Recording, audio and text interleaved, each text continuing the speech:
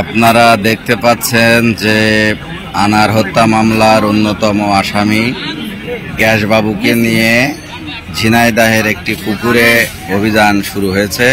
এখানে প্রায় 14-15 জন ডুবুরি জেলে তারা সেই আলামত উদ্ধারের জন্য অভিযান শুরু হয়েছে।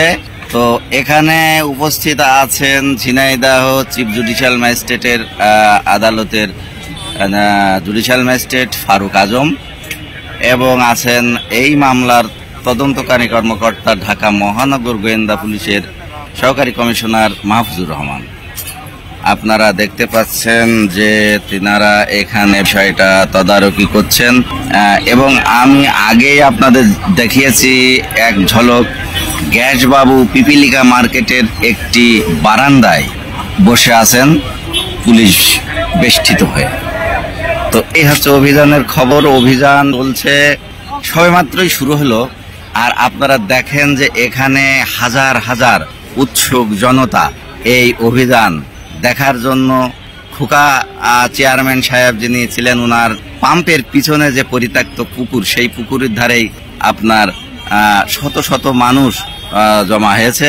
এখানে আছেন অসংখ্য মিডিয়া কর্মী, উৎসুক মানুষ এবং আছেন আইন শৃঙ্খলা রক্ষাকারী বাহিনীর সদস্যরা। তো এখন হচ্ছে যে পুকুরি দেখতে পাচ্ছেন যে এখানে আপনার জেলে এবং ডুবুরিরা তন্ন তন্ন করে খুঁজছে সেই ফেলে দেয়া মোবাইলটি। সেই মোবাইল খুঁজে পেলেই এই মামলার একটি গুরুত্বপূর্ণ আলামত পাওয়া যাবে এবং সেখানে সেই ডিভাইসে ক্রাইম ফুটে উঠতে পারে।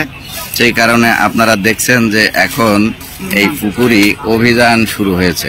আমরা আগেই জানিয়েছি যে ঢাকার আদালতে গ্যাসবাবুকে নিয়ে এই আলামত উদ্ধারের জন্য অভিযানের আবেদন করা হয় এবং বিজ্ঞ আদালত সেটাকে অনুমতি দেয় যে তাকে নিয়ে ঝিনাইদহের এই পুকুর দুটিতে, একটা পুকুর হচ্ছে যে খোকামিয়ার পাম্পের পিছনে যে পুকুর, আর একটা পুকুর হচ্ছে যে স্টেডিয়ামের পাশে, সেই পুকুরে অভিযান চালাবে।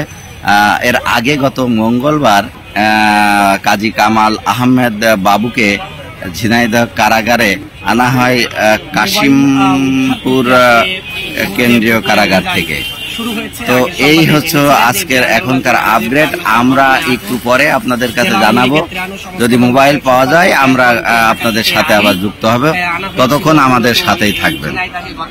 ধন্যবাদ সবাইকে।